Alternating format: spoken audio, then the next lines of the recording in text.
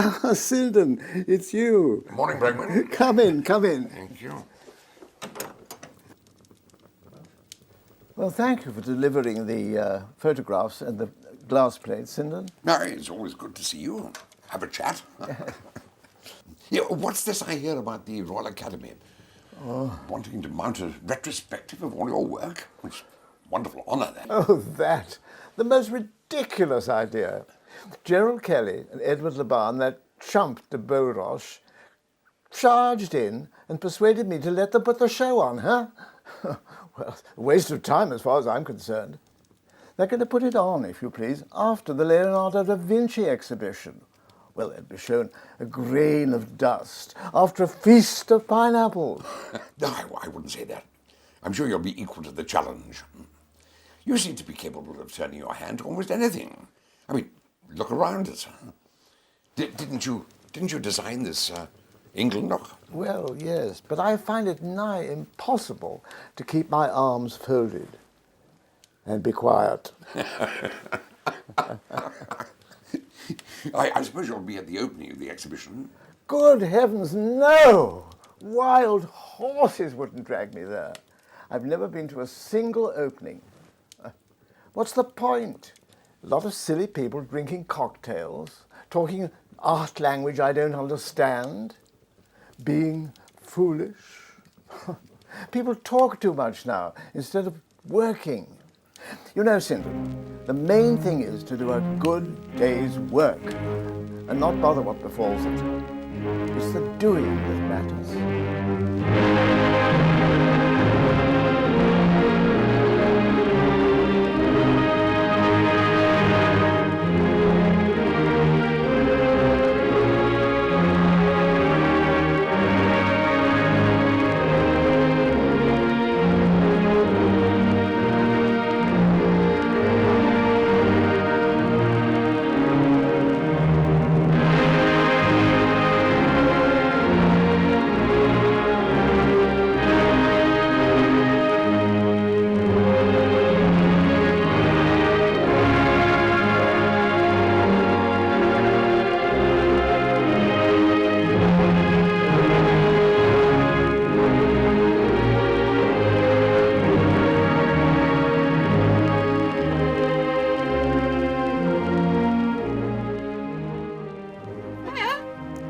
Brangwyn, yes, Frank Brangwyn. I remember we did interview him. We interviewed him at Ditchling in about 1952, I think it was. It was a year that he'd had his big exhibition at the Royal Academy. He had a parrot and a dog and a ferocious housekeeper whose job it was to keep away unwanted visitors. He must have been about mid-80s then. Although he was quite frail, he was terrifically energetic and alert. A man of moods, he could be quite dogmatic and opinionated. His eyes twinkled and you thought he was not being particularly serious. And very modest about his tremendous achievements and all the painting he'd done and the work he'd done. And he'd say, well, art, well, it's just a job.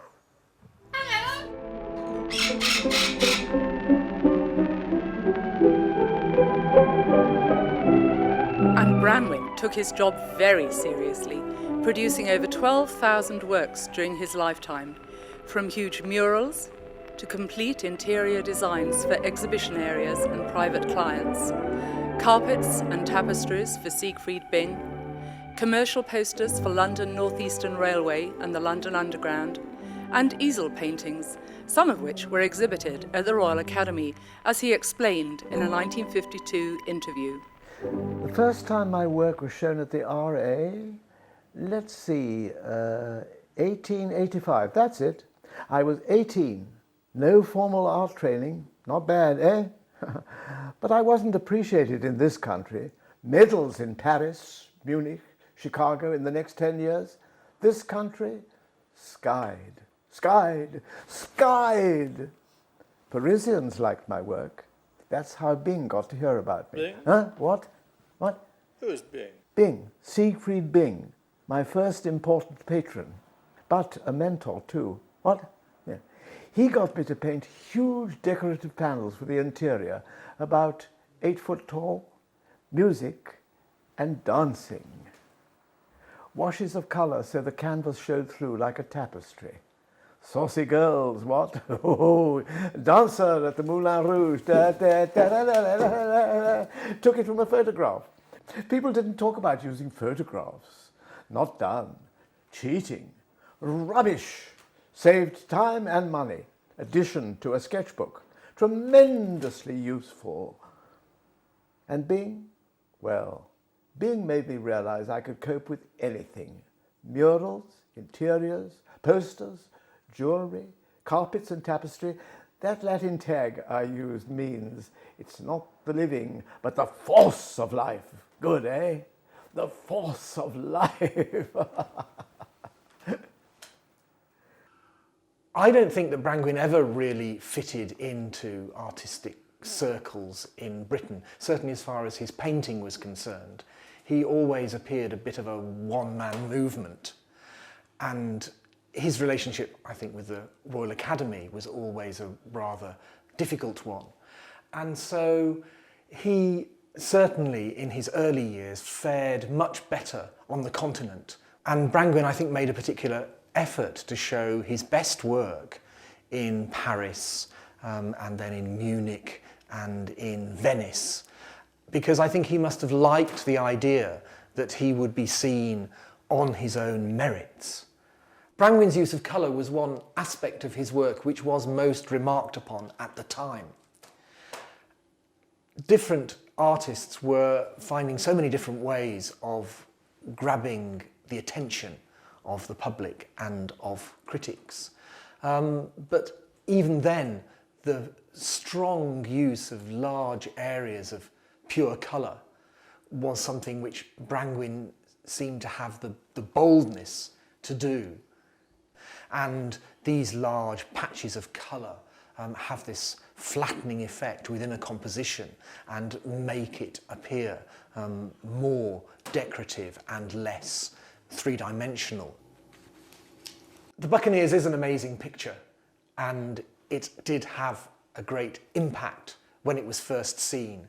The colour in it seemed to be outrageous to critics at the time. The British press slated that work. What was it? A flaring piece of impressionism with the air left out. Oh, and another. A war cry of fin de siècle barbarism. The French loved it, though. Created a fashion for Brangwyn reds, apparently. To me, the picture of swans is a wonderful amalgam of Brangwyn's abilities as a decorator and his love of pure paint. I think sometimes the sense of pattern almost overwhelms the subject. And yet in swans you've got this wonderful simplicity, the white of the main motif, which shines through. And he's ornamented that with these lovely little patches of colour of the nasturtiums. And it seems to me to be a perfect balance between making a bold statement as a painter and introducing these sort of beloved decorative arabesques, which he was so fond of doing. My father's sketchbook. Yes. He was a good draftsman, you know. The ideas right at the back of my mind, ideas impossible to express in words, dawn into shape. The painting's only secondary. It's the thinking and the planning, the endless seeking for satisfaction with your work that really counts. Sketches show the most intimate side of an artist's career. Studies are usually the best thing an artist does. All those ideas are in my sketchbooks. We're in the Royal Academy Library, and I'm looking at Brangwyn's sketchbooks, which he left to the Royal Academy. And this one, oh, this one says Letterjani, Sicily, so this must be about Kitson's house. And there's a scrap of paper here that says Kitson, photo, Cairo, street at night. Oh, wonderful. Now, what are we going to find here? There's a coloured drawing which says the terrace, Kitson Villa, Taormina. So this is actually the view from the terrace at Casa Kazeni, looking over towards the coast and probably Etna somewhere there in the background.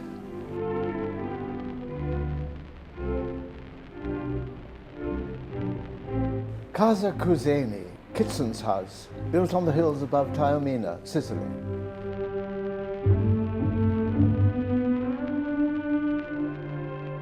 Kitson was a student, patron and friend, all rolled into one.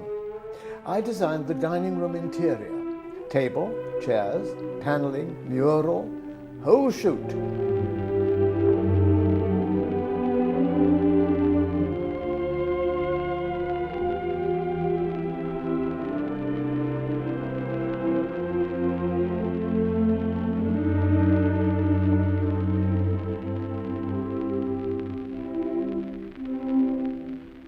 Wonderful place, idyllic, views out to Etna. I look back on my trips to Sicily as the finest time of my life. It can't all have been idyllic, though, because one of Brangwyn's strongest memories of Sicily must have been the devastation caused by the severe earthquake which destroyed Messina in 1908. So we've got drawings here showing the ruins at Messina. This is the Immacolata Messina, and it relates directly to one of his etchings. And there's lots of drawings of sort of rather crumbled down houses. And there again, another picture of Messina and the smoke coming up from the buildings and people escaping. The shore sank by 16.5 feet overnight. 84,000 people lost their lives. Can you imagine? Dreadful. Dreadful. But at the same time, impressive. There's always something attractive about a ruin, and somehow the people worked together and survived. These drawings, etchings and memories of Messina, combined with newspaper photographs, informed Brangwyn's war posters, all 80 of them, although he was not an official war artist.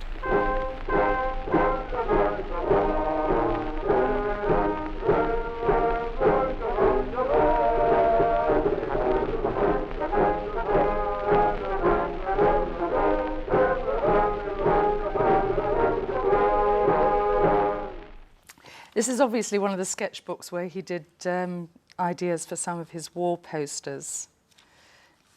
So we've got what looks like a gun here, rather shadily in the background. People with a cross.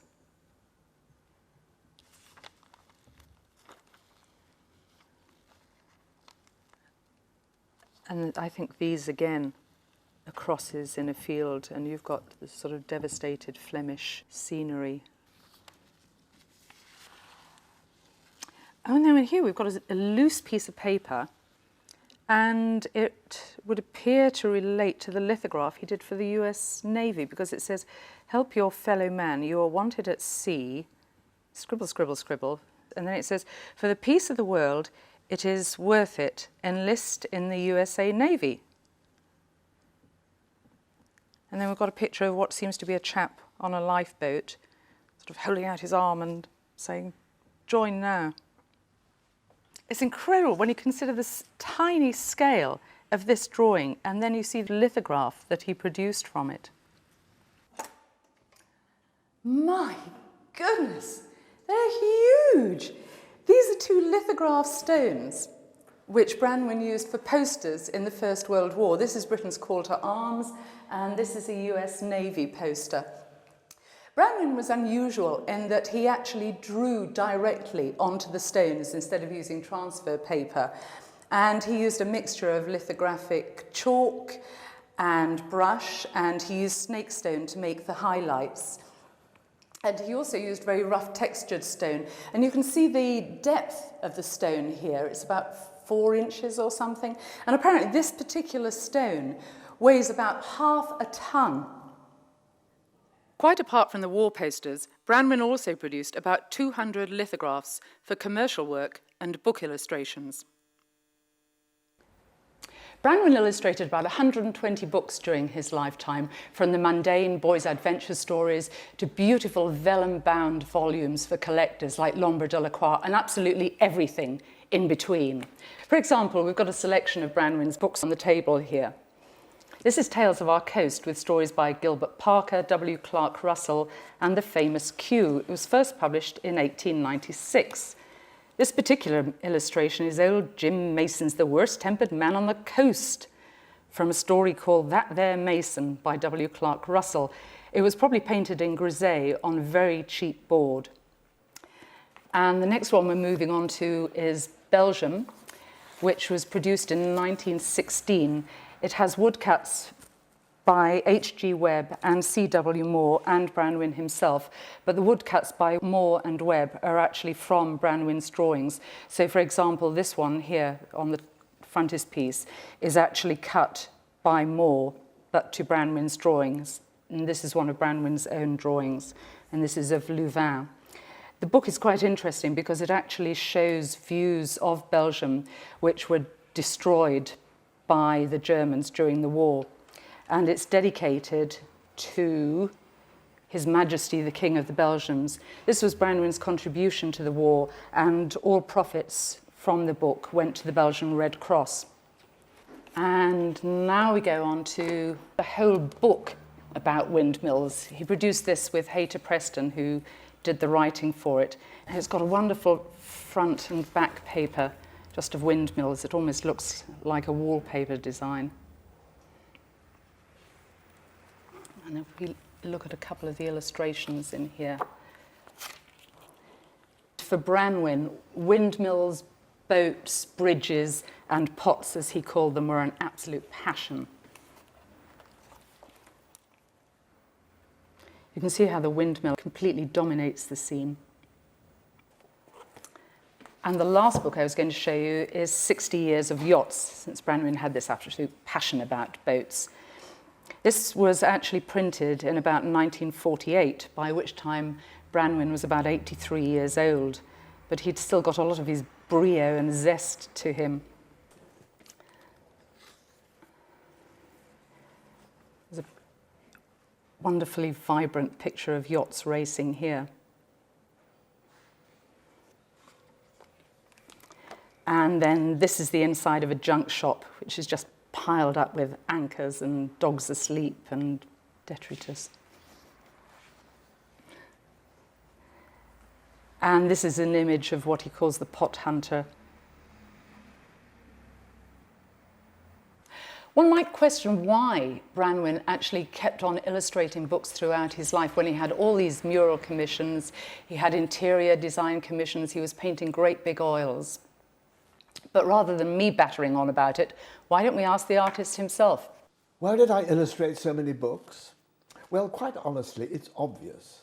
Art belongs to the people. It shouldn't be elitist. It shouldn't be about money. I worked for William Morris, you know, for a couple of years, back in 1882. Yes. Now, he printed some wonderful books at the Kelmscott Press. Damned expensive, though, and a lot of woodcut illustrations. I've done about 400 woodcuts and wood engravings, religious, book plates, head and tail pieces. This is Brangwyn's woodcut. It's called Jesus Falls from the Cross, or the Via Dolorosa. It's about 19.5 by 38 centimetres, so a fairly big wood print. It was actually printed not from one piece of wood, but from this. It is made up of 24 different pieces of wood. And the reason for this is Brangwyn used small pieces of the end grain of boxwood, and all the pieces had to be bolted together. There is one piece in the corner here. There's a larger piece next to it. And the whole thing is almost like a jigsaw, which Brangwyn had to put together and then cut. And he did actually cut his own wood blocks, and he could also print his own wood blocks. Now, etching was another way of making art affordable. Being me in the early days, I declined working with small-scale copper plates. Mine were big, decorative pieces meant to stand alone instead of being crammed 10 to the dozen on a wall. Frank Brangwyn was an incredibly popular artist at the turn of the century, and he was also very interested in etching. He did some incredibly large etchings, much larger than the average etching. And big, expansive things, lots of dry point. He used a lot of umber in the inks and things. And of course, he needed them editioning.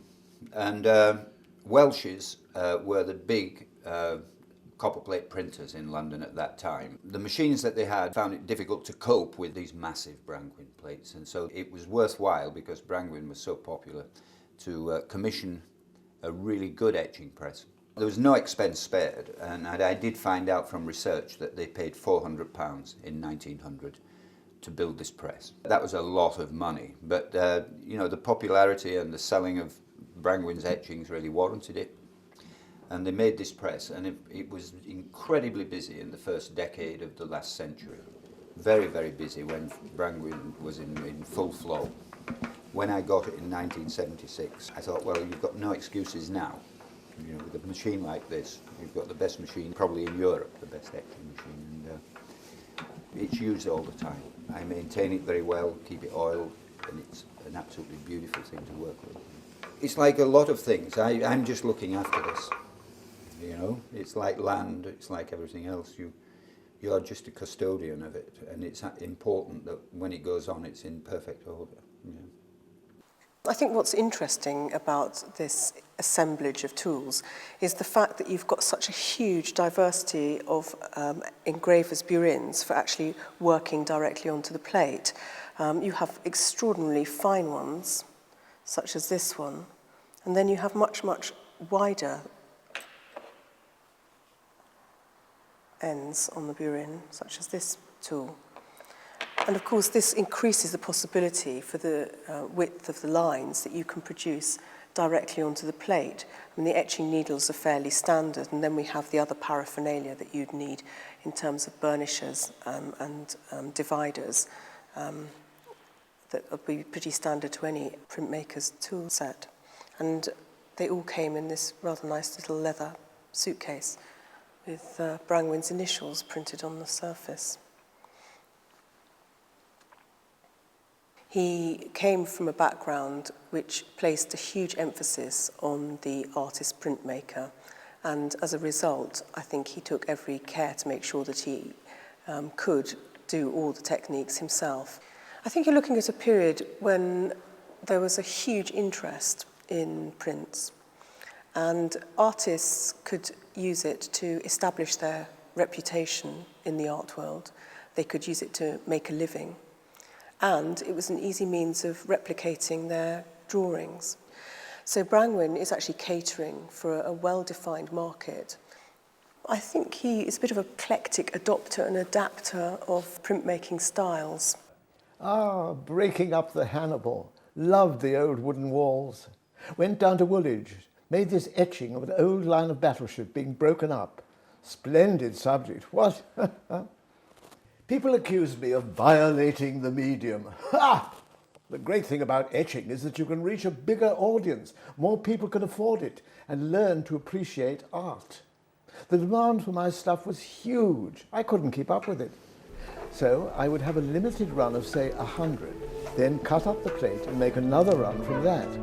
I managed to make 5 different etchings out of Pont Neuf, Paris.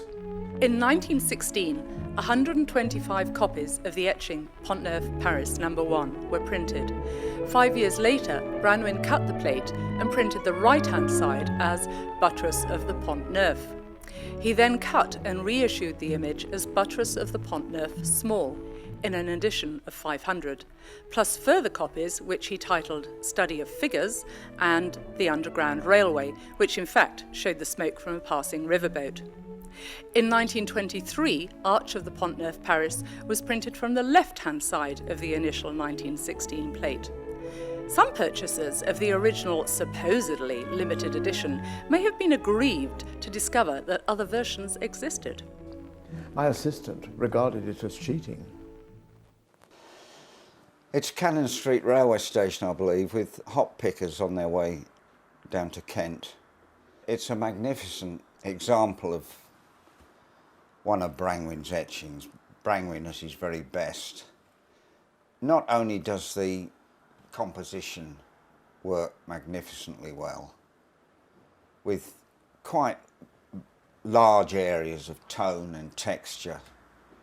But the fact that this railway engine has been brought out in such a way that it's the only area in the whole etching which is as light as that, and very, very dramatic.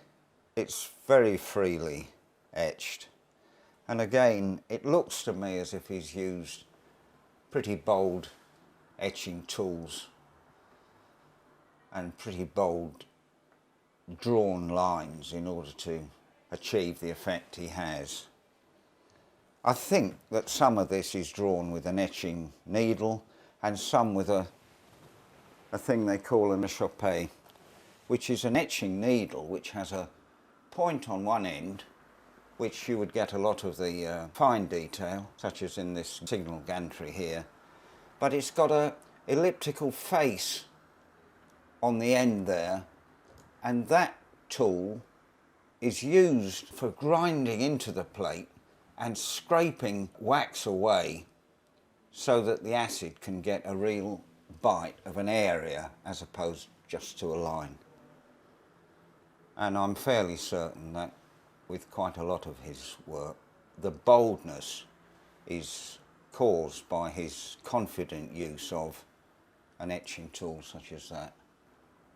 I think of all the etchings I know of Brangwyn, I think this is one of the most dramatic, both from a pictorial point of view, but also from the purely technical side of the range of tone and textures.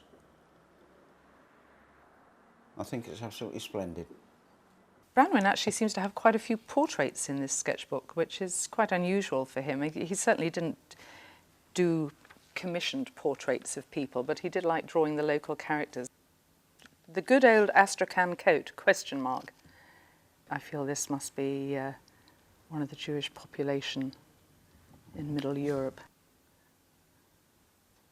Oh, it's a lovely one here, which must be, I guess, of a rabbi. So this connects to L'Ombre de la Croix. Beautiful book, L'Ombre de la Croix, was written by the French brothers Jérôme and Jean Thoreau and was published in 1931. It's illustrated with 71 etchings by Frank Brangwyn, and I knew practically nothing about this book until I was lucky enough to meet you, and you started to explain that in fact it's related to the Polish town of Belz, where I know Brangwyn never actually went. My assumption was that he must have been in Belz, because not only does he portray features, but he manages to convey an essence as if he'd actually seen these, you know, and experienced the phenomenon that was going on. Unfortunately, it seems that's not exactly the case, because I've managed to trace some of the photos which he must have used in order to create the pictures that he drew, his drawings. So it seems he was extremely talented at taking photos and extracting various parts which interest him from the photos and incorporating it into his own pictures. This is definitely the masterpiece of... The portrait portrays the rabbi approaching a crowd of people and the people opening to allow him to get past. And I prepared this to show you because it's so descriptive that I really feel it needs to be put in conjunction. This is a book called The Nine Gates to the Hasidic Mystics. I just want to read you just 2 lines, which I think explains this picture. You know, it writes as follows: Dusk is already well advanced when the rabbi enters the synagogue. The crowd quickly divides to let him pass. Perhaps the waters of the Red Sea once divided in the same way before Moses. And that's exactly what you can see there. It's exactly what is being shown there, yes. But what's amazing is, as I had such success with some of the other photos, I decided I'd try and see if I could identify where did he get this photo. And what we found, I did. I managed. And this is what's so amazing, is that he's taken the picture completely out of context, because the original of this photo is something very different. It's the rabbi in a town called Marienbad, which was place to a spa town in Czechoslovakia, where he's walking in the woods, strolling with some of his associates. But if we look carefully, this is the center point, as in this picture. This is the center point. So he's even got the same angle in the hat as the rabbi has here. The picture, unfortunately, here is not clear. In the original, you can see the folds of the clothes he's wearing. Everything is accurately portrayed. Then, alongside them, is the next feature. You can see the forehead, this angle of the hat, and then this is the rabbi's grandchild. Arms folded, hat on aslant. So that accounts for these three. So he's extracted, again, from the photo, he extracted the points of the essence which he was looking for, but he created a different scene, a completely different scene. But amazingly, it's conveying, as we just read the passage, he's conveying something which was a phenomenon which was well known at the time.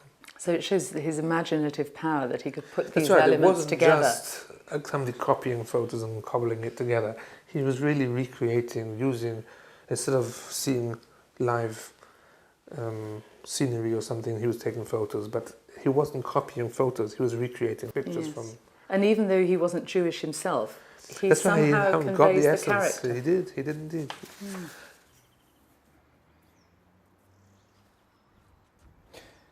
Another chance I got to design complete interiors was for the Pollard exhibition in London, 1930. Big job for a 63-year-old, but can't resist a challenge, and anyway, art's just a job, just like any other. He persuaded me to design everything for 4 rooms: carpets, lighting, furniture, table glass, fabrics, ceramics, and pots. Always been passionate about pots. He doesn't turn up in histories of art. He doesn't turn up in histories of art. He will turn up in histories of decorative art, which is fascinating because by then he is no longer an artist. He's no longer a fine artist. He is a designer. And he's listed as a designer. And again, what I found very, very interesting was Nicholas Pevsner, who writes The Pioneers of Modern Design, also the history of English art, in which Brangwyn is never mentioned. But in Pioneers of Modern Design, Pevsner, in the back of the book, has lists of dates. You see how you can follow dates of designers, artists, with the horrible things that were happening in the world, a 3 list. And Brangwyn is there in the Pioneers of Modern Design, which was first published here in paperback in the 60s as a designer, not as an artist. The particular design that you can see before us here is called harvestware, for obvious reasons, I suppose, because the design represents various fruits and a sheaf of corn, all the fruits of the English harvest. The other designs don't, as far as we know, have names. They have acquired names, which collectors have applied to them as the most appropriate for the pattern. But as far as we know, those names were not used by Royal Dalton. They were only assigned a pattern number, which is rather dull and not very good from a marketing point of view, I would have thought, but that's the way it was. The pieces always have an understamp. There is the typical Royal Dalton stamp, but the Brangwyn ware has either a signature or, in the later pieces, it has simply a Brangwyn ware stamp. And the manufacture of the pieces was as follows. They were produced with a slip and with an incised pattern. This shows very well the incisions within the slip. You can see the outlines of the fruit and the patterns, and the individual painter would have then applied the colours onto that, giving each piece its individual character. And hence each piece is unique.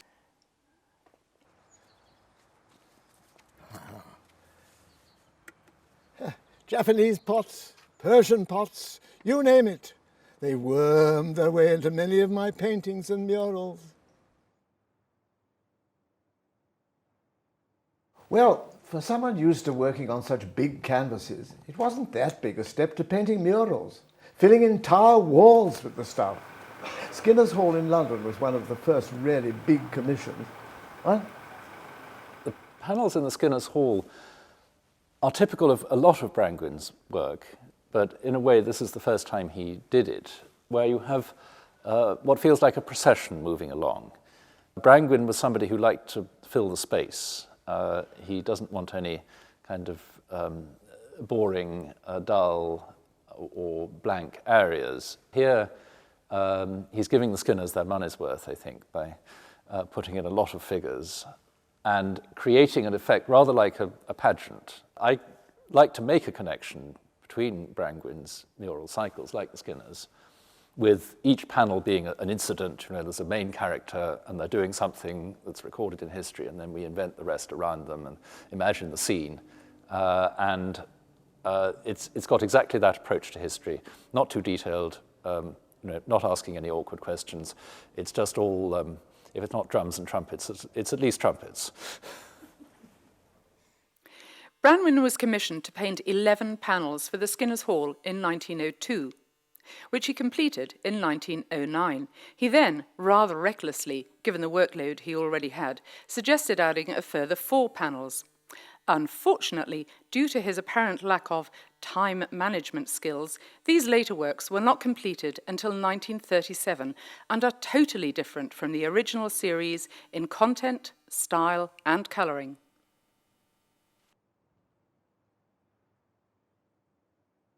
Back came Brangwyn. He wanted some more photographs of an older child, and I was talked into it. I hated it, absolutely hated it. I came down here, I was embarrassed, what a load of nonsense. And they put me in strange clothes and pairs of shorts that weren't mine and a shirt that wasn't mine. And I stood there deeply embarrassed, and photographs were taken. And for years I've been trying to find out where, if I was ever used in a painting by Brangwyn. And then a few years back, I was taken as a guest to something at the Skinner's Hall in London, and I looked up, and there I am on the wall. There I am. Not only once, but 4 times. 4 times I'm used. And I've got the pictures of those murals at Skinner's Hall here, and some photographs I can show you. There's Brangwyn showing Kenneth Center, his assistant, what he wanted to do, arm round, and that's me standing there, ashamed. Look at that. Couldn't bear it. Singularly self-conscious. And there we have Kenneth Center doing exactly what Brangwyn told him to do. There you are, Brangwyn Center doing the thing. And marvelous hand he had. And then you get round to the final painting, as in the Skinner's Hall in the city. There's me again with Kenneth Center. And this chap sawing the piece of wood here. There's Sinden, age 9, sawing the same piece of wood. To business, that's all he was doing. I mean, now stand there, do that, right? Move over a bit. And so, I can't say whether I liked Brangwyn or not. I think up till the First World War, there are 2 modes in Brangwyn, really. There's a historical mode and there's a contemporary mode. And the historical is very well represented in the Skinner's Hall. The contemporary is less easy to see on the whole. Usually muscular men labouring in rather picturesque situations in the docks, or doing something with their arms and hands stripped to the waist. And by using that sort of imagery, which I think you could still see, it wasn't unreal at that date, he was able to kind of translate the heroism of Rubens, say, into something that people could recognize as part of life today, and not have to deal with men in suits, which are obviously death for mural painting. Now look here, they weren't all paintings. Have you forgotten those roly panels, eh? I've always been fascinated by the processes involved, the real nitty-gritty, whether it's ceramics, prints, metalwork, the skill of a carpenter. So, when my friend A.J. Rowley suggested I design teak panels for the exterior of his new shop in London, I jumped at the chance. Carpenters, sawyers and painters we represented, the trades on which he depended. They were big and bold, bit like Russian poster art, eh? Not all patrons and clients were like Rowley, though. He was like me, relied on working hard to make a living. The lords, though, and that Royal Fine Art Commission, or whatever they call themselves, different kettle of fish. Ha! Oh! British Empire panels, they're a phenomenon. There's nothing else like them. Eh? Oh, Godfrey Daniels. It's a long story. What a schmozzle. The first idea was a war theme, commemorate those who had died in the Great War. Finished 2 large panels on that theme. Then, a change of plan based on the Empire.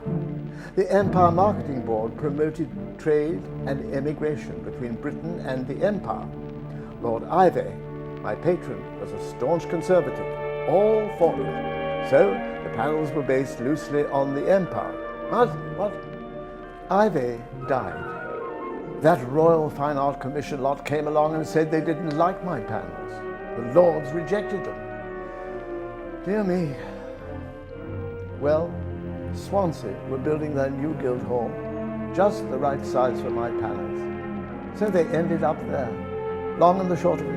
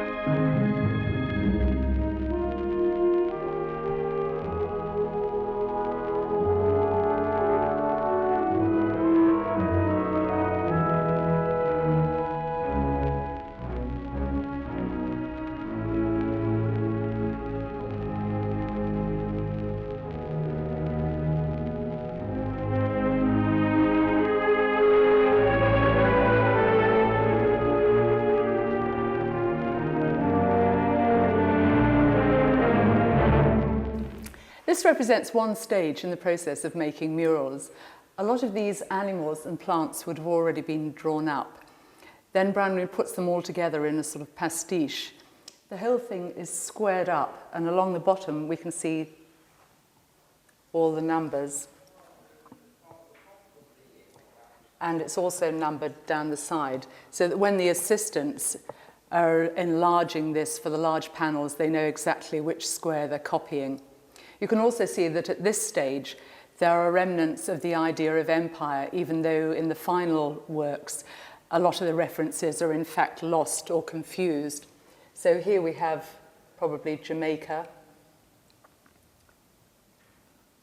and tea. And then moving on, we have ginger up here. One of Brangwyn's favourite pots. Some notes to remind him what he's going to do. He's got bougainvillea, and the notes red, red, red, red, red, massively. At the top here, he's going to put a city, and he's put city 9740. And then moving on to the far side, we've got the name Malta. Most of this is actually carried out in black and brown crayons with added white chalk, but there is one speck of colour at this stage. The work involved, you've no idea. Over 200 drawings of plants, people, animals, dozens of photographs.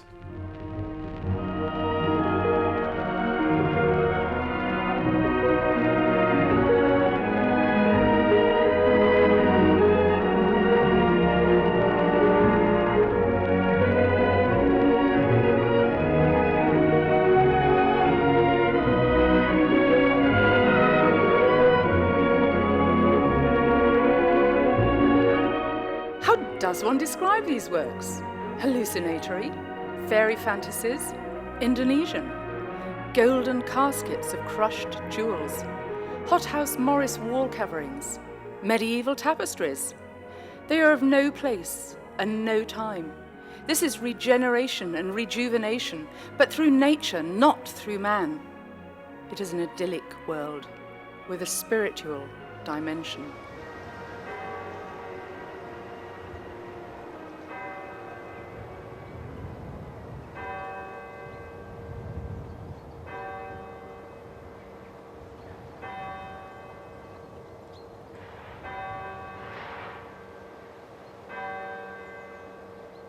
In 1911, Brangwyn was commissioned by Mrs. Webley Parry to redecorate the sanctuary at St Mary the Virgin in Bucklebury, Berkshire.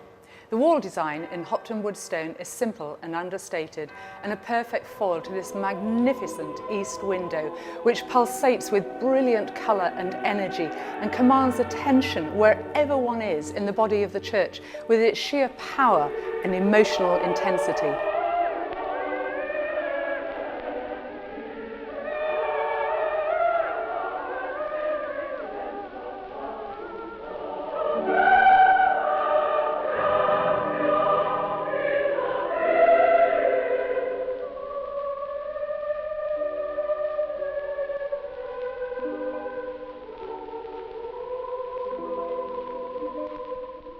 The glass painter was Sylvester Sparrow, and the window shows the influence of Louis Comfort Tiffany in the use of multi-veined glass, irregularly moulded glass, and multi-layered or plated glass, whereby layers of different coloured glass are sandwiched together within wide leads to produce unusual colour effects. Brangwyn also designed 2 single lancet windows depicting scenes from the life of St Elizabeth.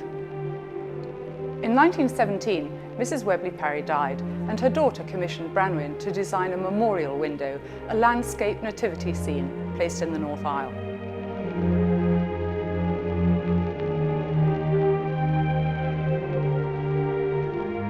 Nicolaus Pelsner considered this window one of only 3 special windows in Berkshire, noting the strong colours, clearly and dramatically told stories in a kind of realist expressionism.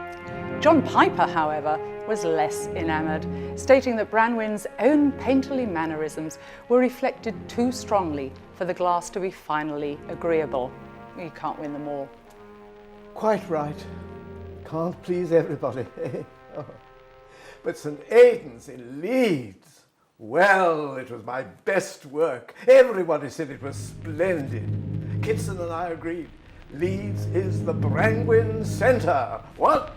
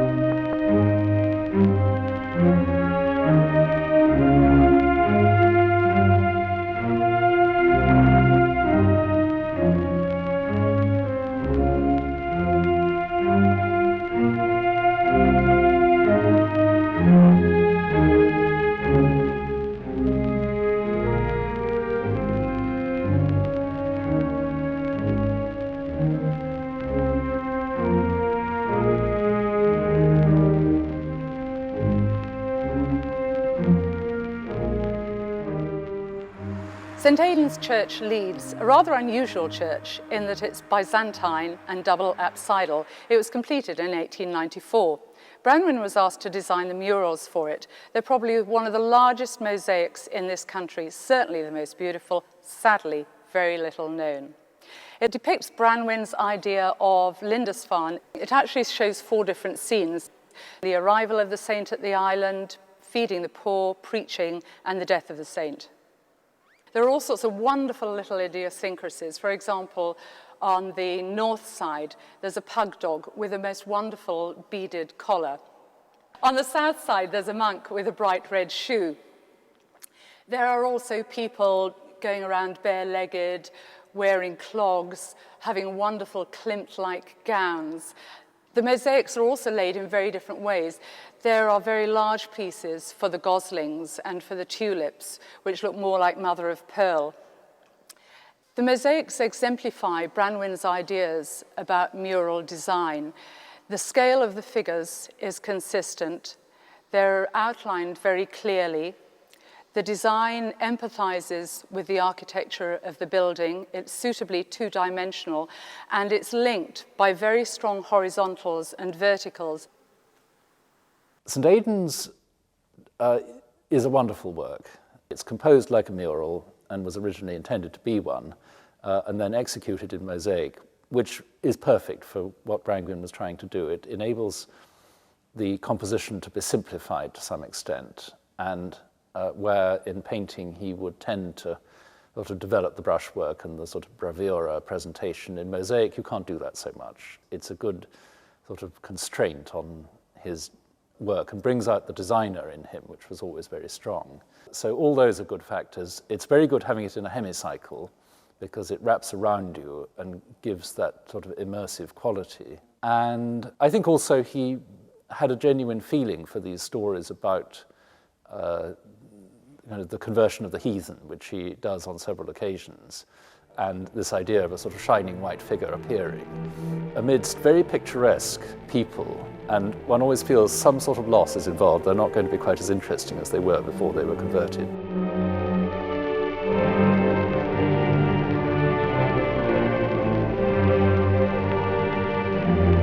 Brangwyn was usually pretty modest about his works, but I think he was justifiably proud of this one, and he signed it with an F and a B.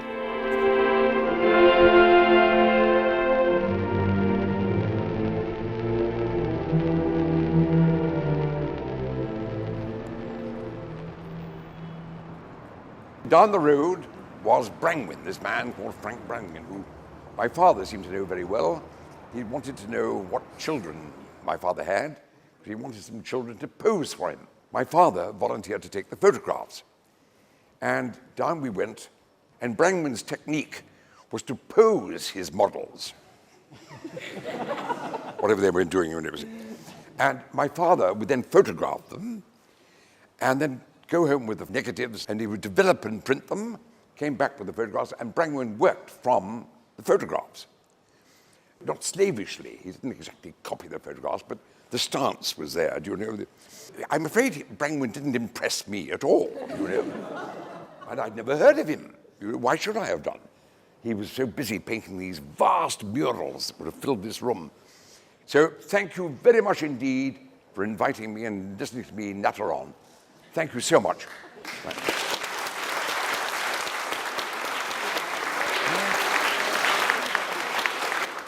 Godfrey Daniels, this is too much. Absolute tosh. Sir Frank, what are you doing here? I thought you never went to exhibitions. Well, nobody ever said I was predictable. You Sinden's boy, Donald? Was it Donald? Yeah, that's it, yes, Donald, yes. What became of you? Modesty forbids, dear fellow, yes. But it's lovely to see you. Have you been enjoying the exhibition? Yes. You know my friend, Sir Frank Brangwyn here. Interesting, even enjoyable. Maybe I should do this sort of thing more often. Excellent. Good to see you. Wander around. Please enjoy yourselves.